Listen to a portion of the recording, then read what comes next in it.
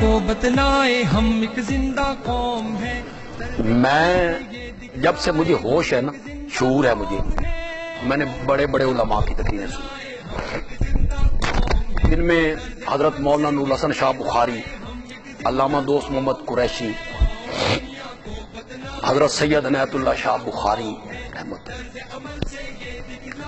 اور بھی بڑے بڑے علماء ہماری جماعت کے، دوسری جماعتوں کے. مجھے ذرا چسکا سی پہلے جب میں پڑھتا تھا تو مجھے یہ چسکا تھا، میں علماء کی تقریریں سنا کرتا.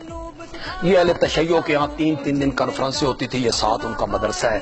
اس وقت اتنا کلیش بھی نہیں ہوتا تھا، ہم ادھر بھی چلے جائے گا. ان کے طالب علم یہاں، اہل تشیع کے طالب علم میرے والد صاحب کے دورہ تفسیر میں آتے تھے، بیٹھے رہتے تھے، سنتے تھے، کلیش نہیں تھا اتنا، تو ہم چلے جاتے تھے، سنتے تھے ہم وہاں. میں نے بڑے بڑے اہل تشیع کے علماء کو یہاں سنا ہے.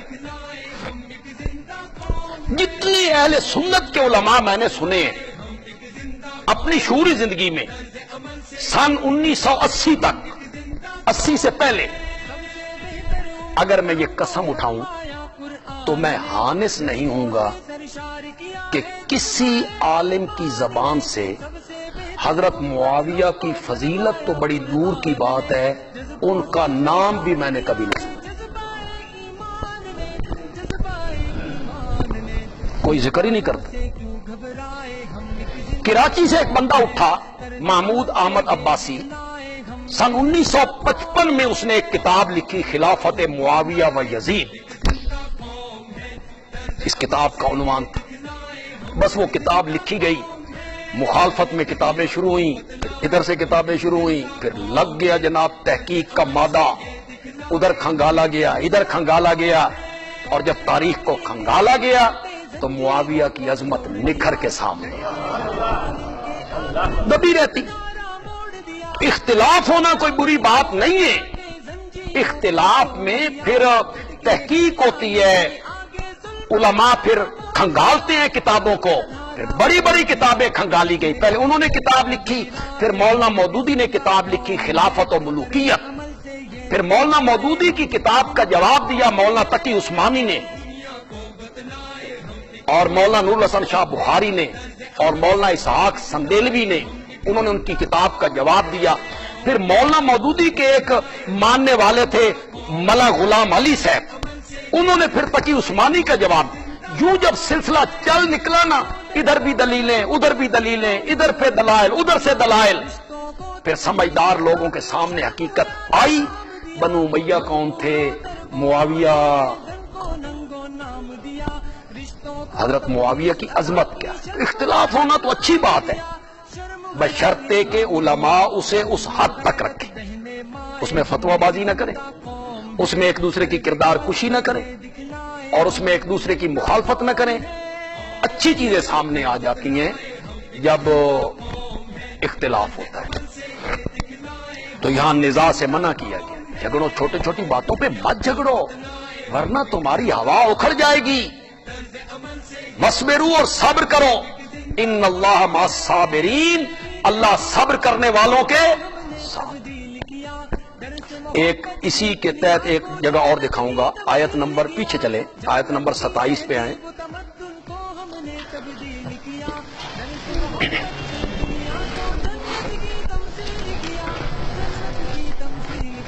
صفحہ نمبر 232 ہے جی.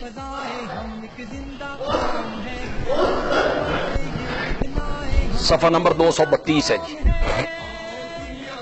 سب سے پہلے سن 1980-81 میں نے سرگودا میں کانفرنس پہلی کروائی تھی، معاویہ کانفرنس، اور اس میں جو ہنگامہ ہوا تھا شہر میں، الامان والحق، اس نام پر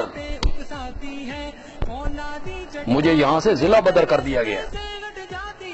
1 مہینے کے لیے مجھے سرگودا سے نکال دیا گیا، ضلع بدر، مقدمات اس کے علاوہ.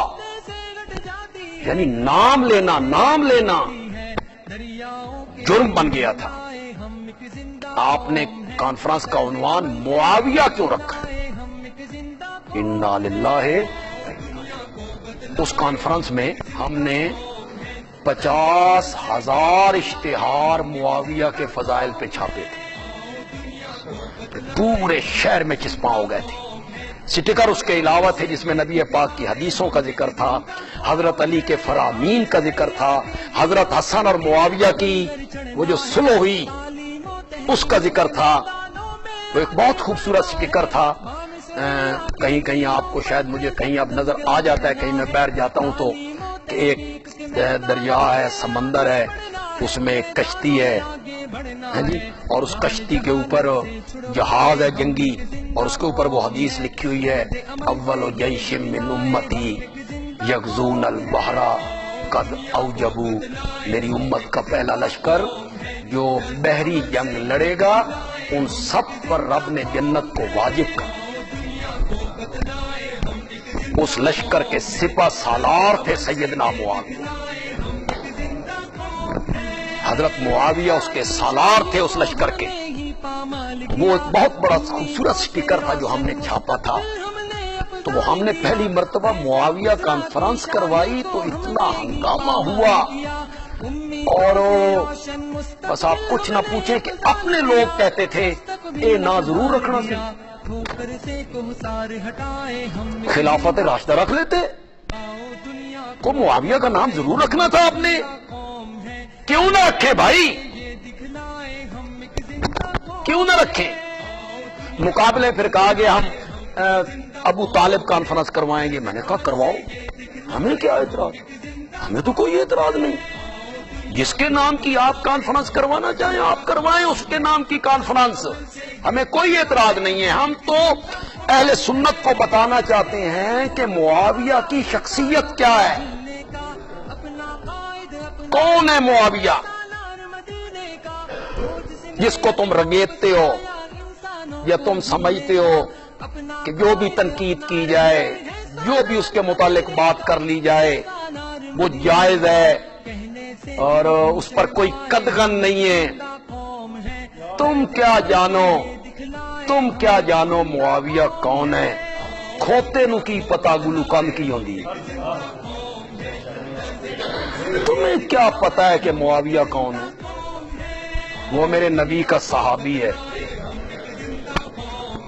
فتح مکہ سے پہلے مومن ہوا ہے، عمرۃ القضاء کے موقع پر سن 7 ہجری میں عمرۃ القضاء کے موقع پر جب میرے نبی عمرے سے فارغ ہوئے اور مروہ پہ پہنچے صفا مروہ کی سعی کرتے ہوئے، تو آپ نے بال کتروانے تھے، آپ نے فرمایا معاویہ کو بلاؤ۔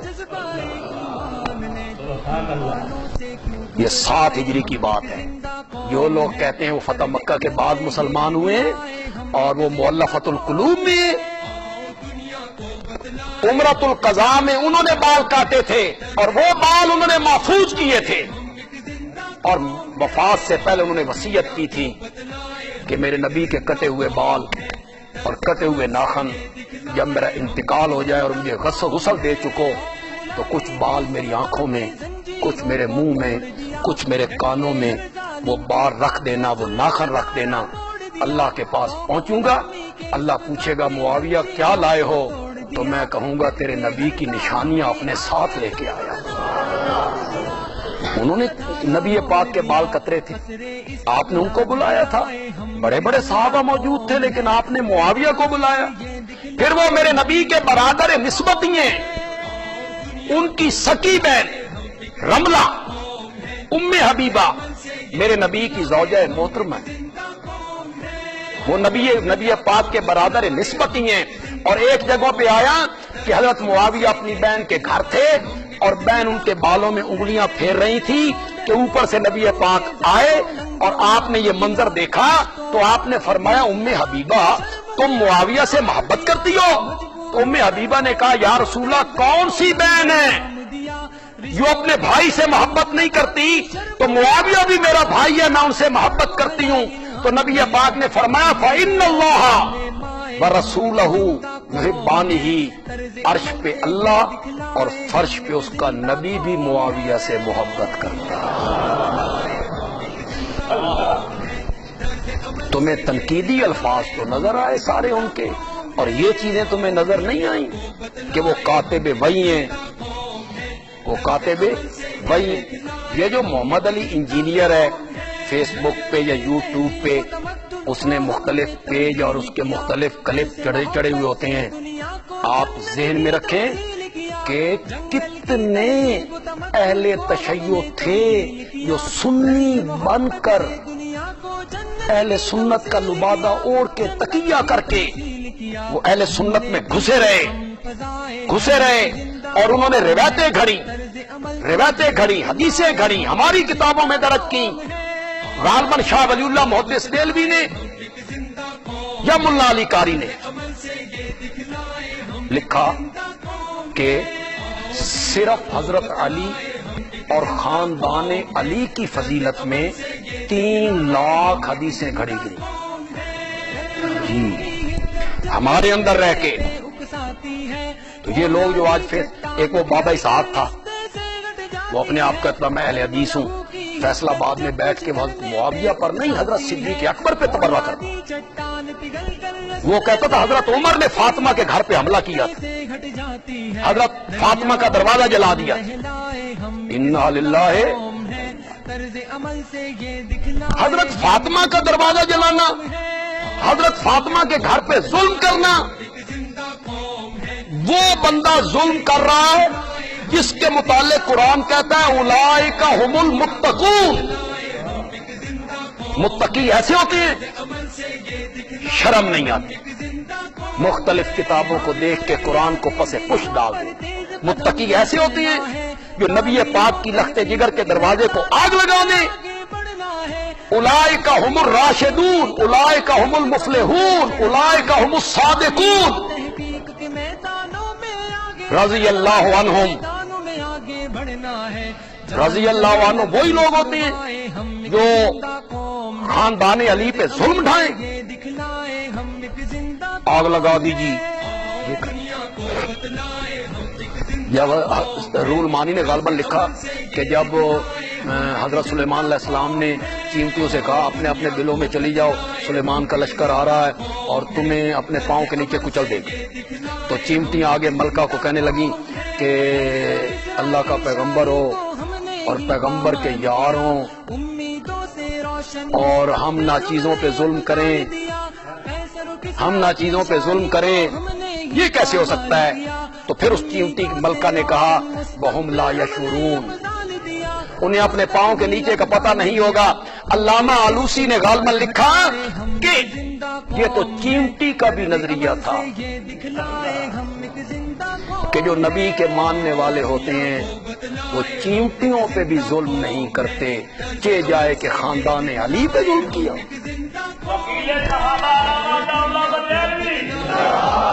ہم انشاءاللہ آپ دعا کریں، ہم اس سلسلے میں حضرت معاویہ رضی اللہ تعالیٰ عنہ پر جتنے الزامات یہ انجینئر محمد علی نے یا بابا اسحاق نے یہ لگائے ہیں، انشاءاللہ ہم سوشل میڈیا پہ ایک ایک کا جواب دیں گے انشاءاللہ. حضرت معاویہ کے دامن کو بالکل بے داغ کر کے دکھائیں انشاءاللہ. آپ دعا کریں، ہم عنقریب یہ سلسلہ انشاءاللہ شروع کر رہے ہیں. میری کچھ مصروفیات جو تبلیغی بیر کے دوروں کی ہیں وہ اللہ کرے کچھ کم ہو جائیں، کچھ وقت ملے، ہم انشاءاللہ ایک ایک الزام، جتنے بھی الزام ہیں، جتنے بھی اعتراض ہیں، جتنے بھی شبہات ہیں لوگوں کے ذہن میں ہیں، کتابوں نے لکھے ہیں، تاریخ نے لکھے ہیں، انشاءاللہ ایک ایک اعتراض کا ہم جواب دیں گے.